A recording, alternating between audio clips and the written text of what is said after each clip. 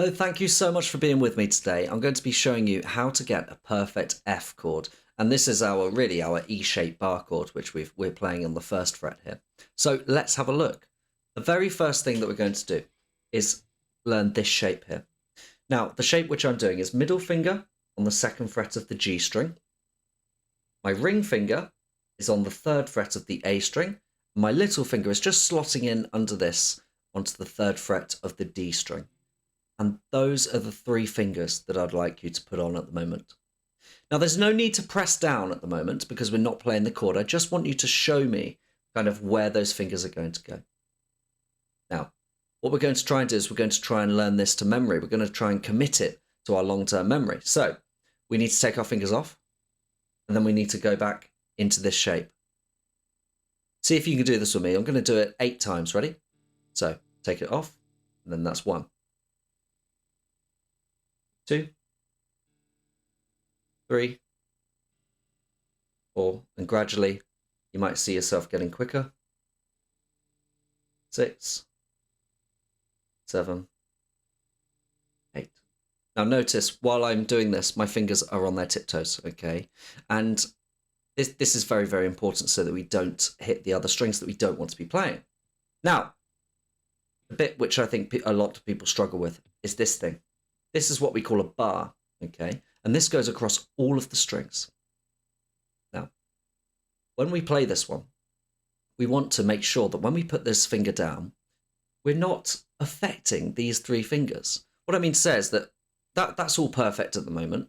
I don't want you to put the bar down and lose that perfect group of 3 that we had. Okay, that's not the point. What we would really love to be able to do is have 3 fingers on perfectly, and just drop it on. And you can see that didn't affect those 3 notes at all. That's really the dream for when we're doing the bar chord. So you can practice it by doing this, right? Get your 3 fingers on there perfectly. Remember, there's no need to press down hard if we're not playing. We're not strumming at the moment, so there's no need to press down hard. We're just kind of putting our fingers on the strings. Now, your first finger can come off and on there, just making sure that our 3 fingers don't move. Now, when you think you're comfortable here, you've got 3 fingers perfectly. Your bar is going across. And we're not pressing down. We're just very comfortable at the moment. We're not squeezing. Then what you can do is you can squeeze down, squeeze the strings. You can get used to doing that. And what I'm trying to do is I'm trying to squeeze while, again, keeping these fingers on their tiptoes. You watch me here, ready? I'm not going squeeze and my fingers are going flat. Okay, I'm not squeezing like this. My fingers are staying on their tiptoes, okay?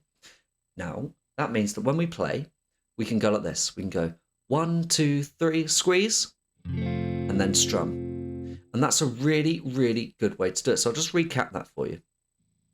3 fingers on their tiptoes. First finger over the top. Bearing in mind, these have to stay on their tiptoes. Count to 3, then squeeze, then play. 1, 2, 3, squeeze. Okay.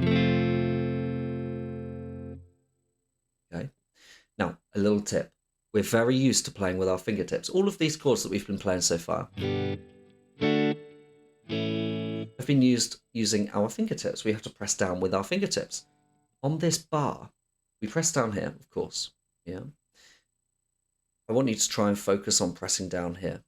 Okay. This is going to make sure that we can hear all of those strings, which is very, very important. So hopefully that's helpful in how to play the F chord, or really that E-shaped bar chord, nice and perfectly. And drop me a comment if you need any more help with this.